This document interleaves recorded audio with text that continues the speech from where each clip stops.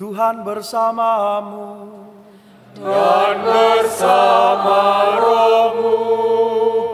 Inilah Injil suci menurut Yohanes. Dimuliakanlah Tuhan.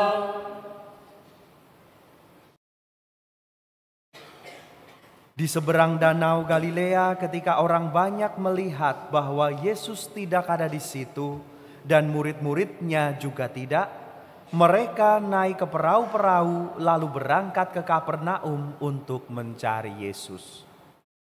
Ketika orang banyak menemukan Yesus di seberang laut itu, mereka berkata kepadanya, "Rabi, kapan engkau tiba di sini?"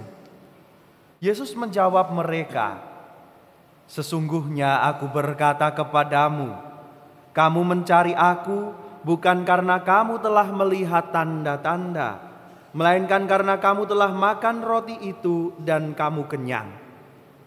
Bekerjalah bukan untuk makanan yang dapat binasa, melainkan untuk makanan yang bertahan sampai kepada kehidup yang kekal, yang akan diberikan Putra Manusia kepadamu. Sebab dialah yang telah dimeteraikan Allah Bapa." Lalu kata mereka kepadanya, "Apakah yang harus kami lakukan supaya kami mengerjakan pekerjaan-pekerjaan yang dikehendaki Allah?" Jawab Yesus kepada mereka, "Inilah pekerjaan yang dikehendaki Allah, yaitu hendaklah kamu percaya kepada Dia yang telah diutus Allah." Sebab itu kata mereka kepadanya, "Tanda apakah yang kau lakukan supaya kami dapat melihatnya dan percaya kepadamu? Pekerjaan apakah yang engkau lakukan? Nenek moyang kami telah makan mana di padang gurun, seperti ada tertulis, mereka diberinya makan roti dari surga."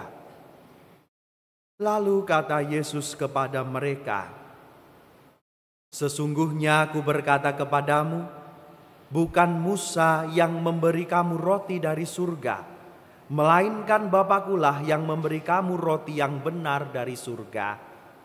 Karena roti yang dari Allah ialah roti yang turun dari surga dan yang memberi hidup kepada dunia."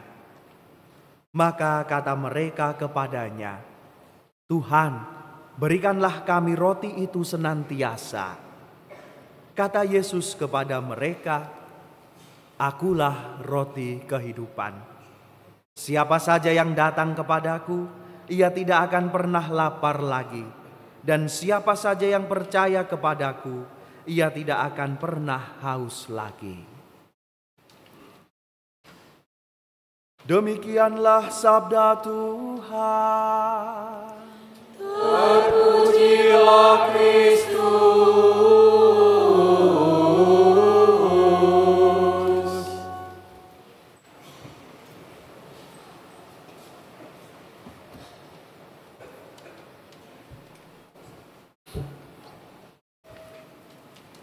Saudari-saudaraku yang terkasih, ketika saya masih seorang seminaris, masih frater, dan bahkan sampai kemudian saya ditahbiskan menjadi imam, lalu mendampingi para seminaris atau para frater calon imam, ternyata masih ada semacam candaan kami, yakni selesaikan dahulu persoalan biologis baru kita berdoa. Artinya apa?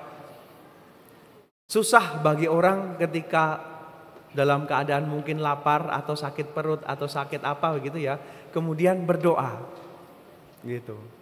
Ada kendala gitu loh bagi orang yang memang masih mencari, bingung hari ini makan apa, hari ini kita belum dapat rezeki untuk makan dan seterusnya, kemudian disuruh berdoa gitu kan.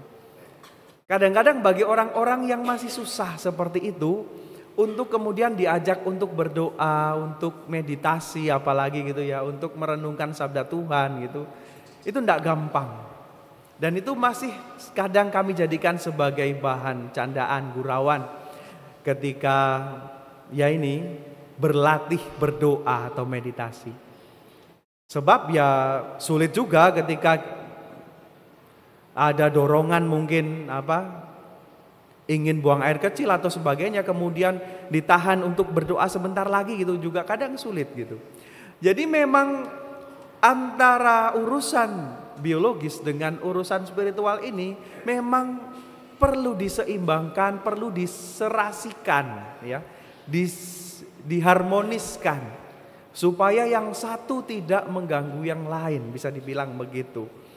Nah, apa yang kita dengarkan dari sabda Tuhan hari ini, saudari-saudara, sebenarnya juga tidak jauh-jauh dari apa yang saya ilustrasikan di depan tadi, bahwa kebanyakan dari kita dalam hidup beriman, dalam mengikuti Kristus, dalam membangun hidup religius kita, itu masih sangat menuntut adanya tanda atau bukti yang kelihatan.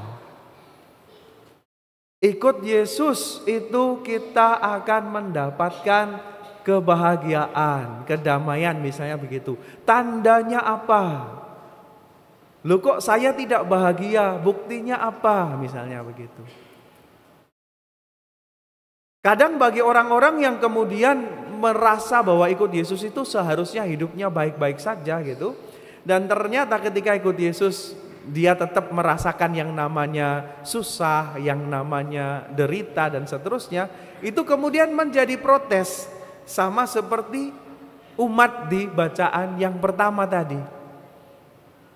Dan protesnya itu sungguh sebenarnya tanpa disadari, protes ini sangat menghina Tuhan sebenarnya, saudara-saudara. Coba kita cermati lagi bacaan pertama.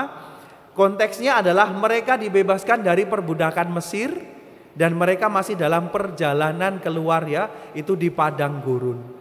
Dan ketika di padang gurun mereka mulai bosan, mulai merasa lapar, tidak tahu ini ujungnya kemana. Dan apa yang mereka katakan?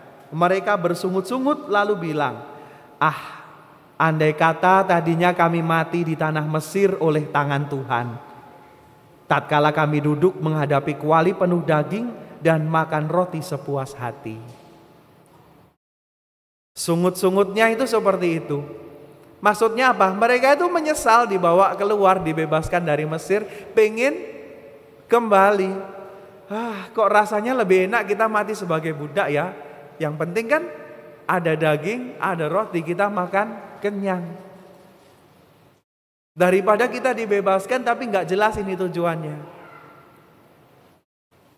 Saudari-saudaraku yang terkasih, kalau Anda menjadi Tuhan yang membebaskan mereka, bagaimana perasaan Anda? Anda susah-susah membebaskan bangsa ini, ternyata bangsa ini lebih milih mati. Kok enggak percaya sekali dengan aku?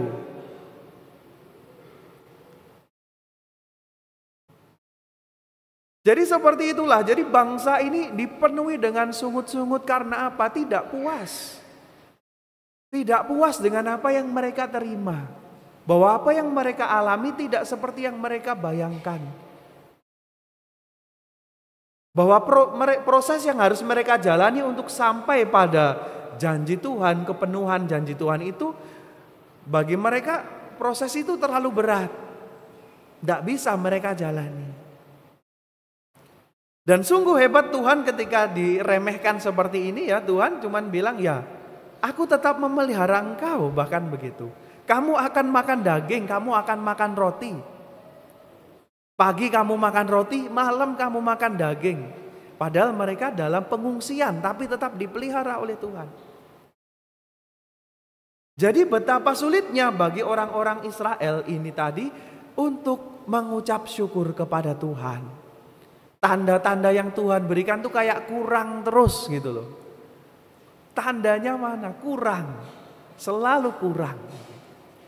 Nah, saudari-saudaraku yang terkasih, apa yang dialami oleh bangsa Israel ini kemudian juga dialami oleh orang-orang yang hidup sejaman dengan Yesus. Bagaimana mereka kemudian juga sudah melihat mujizat-mujizat yang dilakukan Yesus. Mereka sudah makan dari roti dan ikan yang disediakan Yesus, ya, yang semula jumlahnya hanya berapa, tapi kemudian bisa mengenyangkan sekian banyak orang, ribuan orang. Tapi mereka terus-menerus datang kepada Yesus dan masih mencari tanda. Ketika diminta, mereka tanya, Apa sih perbuatan yang dikehendaki Allah? Mereka tanya begitu kepada Yesus. Yesus menjawab, percayalah kepada Dia yang diutus oleh Allah. Berarti percaya kepada siapa? Yesus. Tetapi kemudian yang mereka tanyakan selanjutnya adalah, tandanya apa kami harus percaya kepadamu? Apa yang sudah kamu lakukan sehingga kami harus percaya? Balik lagi minta tanda. Inilah saudari-saudaraku yang terkasih, ternyata manusia ketika hanya menuruti keinginan-keinginan duniawinya, hawa nafsunya, itu tidak pernah puas. Ketika dikasih kesempatan, manusia itu tidak pernah puas. Lupa untuk bersyukur. Sudah diberi rezeki secukupnya. Kita mintanya dalam doa Bapa kami itu rezeki pada hari ini gitu kan. Enggak puas, mintanya pokoknya sampai nanti ke depan terjamin gitu kan. Padahal siapa yang bisa menjamin? Lawang Ayub yang hidupnya berkelimpahan saja tiba-tiba bisa habis. Maka disinilah saudari-saudaraku yang terkasih, hari ini iman kita dimurnikan dalam mengikuti Yesus. Sebenarnya ketika kita mengikuti Yesus, apa yang kita cari? Apakah hanya untuk mengamankan kenikmatan hidup kita di dunia ini? Ataukah kita sungguh-sungguh mengamankan jaminan keselamatan kita dengan mengikuti Yesus untuk bisa sampai kehidupan kekal? Kita diajak untuk berani ikut serta bahkan berkorban. Dengan mengucap syukur atas apa yang Tuhan berikan kepada kita, disitulah kita menyadari bahwa apa yang kita miliki juga layak untuk kita bagikan kepada sesama, terlebih mereka yang membutuhkan. Disitulah kunci dari mengikuti Yesus, sebab Dia sendiri juga membagikan hidupnya bagi kita, memberikan dirinya bagi kita. Maka saudari-saudaraku yang terkasih, sabda Tuhan, Injil dan juga bacaan pertama yang kita dengarkan hari ini mengarahkan kita pada refleksi Rasul Paulus yang ia sampaikan kepada jemaat di Efesus. Kita diingatkan, ini praktis sekali saudara-saudara, bisa langsung kita terapkan. Jangan lagi hidup dengan pikiran yang sia-sia.